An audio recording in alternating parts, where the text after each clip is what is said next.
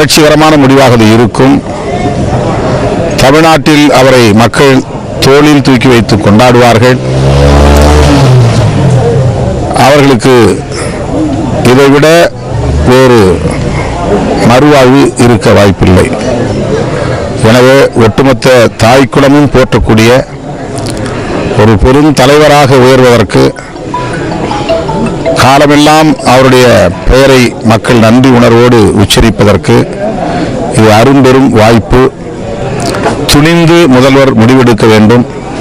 படிப்படியாக டாஸ்மாக் கடைகளை மூட வேண்டும். முழு மதுவிலக்கை நடைமுறைப்படுத்த வேண்டும். இந்த கோரிக்கையை வலியுறுத்தி வருகிற 24ஆம் தேதி சென்னையில் எனது தலைமையில் மாபெரும் ஆர்ப்பாட்டம் நடைபெறுகிறது. ஓய்வுபெற்ற நீதிபதி தலைமையில் ஒரு ஆணையம் அமைச்சிருக்காங்க. ஆனால் இதுக்கு முன்னாடி அமைச்சு எந்த ஆணையத்தையும் சரியான தீர்வு இல்லைன்ற மாதிரி இதில் மட்டும் எப்படி சாத்தியமா? தனித்தனியாக இதில் சொல்றதுக்கு ஒன்றும் இல்லை. மொத்தத்தில் புலன் விசாரணை முழுமையாக நடக்கணும். அது ஒரு நபர் நீதிபதி ஆணையமா அல்லது சிபிசிஐடி விசாரணையா, அது இது எப்படி நடக்கும், அது எப்படி நடக்கும், அல்லது சிபிஐ விசாரணையா என்பதல்ல பிரச்சனை. மொத்தத்தில் கள்ளச்சாராயத்துக்கு ஒரு மாஃபியா கும்பல் இருக்கிறது, கள்ளச்சந்தை இருக்கிறது, மெத்தனால் புழங்குகிறது, எல்லோருக்கும் தெரிகிறது. ஏற்கனவே மரக்காணம் பகுதியில் 22 பேர் இறந்திருக்கிறார்கள். சரியாக ஒரு ஆண்டு ஆகிறது. இப்போது கிட்டத்தட்ட 40 பேர் 50 பேரை தாண்டும் என்கிற அளவுக்கு சாவு எண்ணிக்கைகள் கூடிக்கொண்டிருக்கின்றன. எனவே